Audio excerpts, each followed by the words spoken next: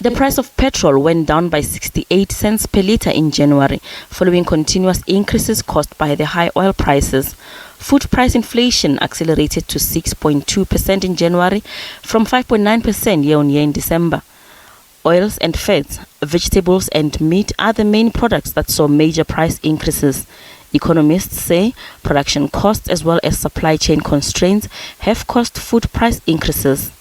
We import a lot of the foodstuffs, so the issues around global value chains are going to give us, and logistics are going to give us a lot of problems because we import so much of our foodstuffs and that we don't plant, as we talked about, the oils and all of that. So that is actually something that we have to look ahead to. But also we have local pressures, right? We have local pressures in terms of the food prices because of the disruptions we've seen in terms of the rains.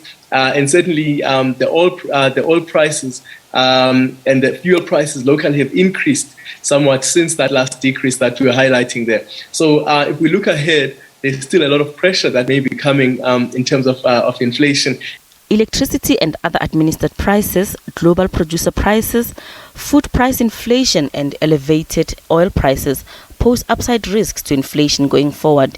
Inflation is expected to edge lower in the second half of the year. Inflation is expected to remain high at least for the first half of the year. It will moderate below the Reserve Bank's 4.5% target towards the second half of the year.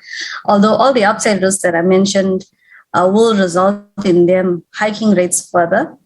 And this also comes as the US monetary and other global monetary authorities tighten so as to maintain financial stability in the market. The Reserve Bank expects inflation to average 4.9% this year. Gloria Sefako Musi, SABC News, Johannesburg.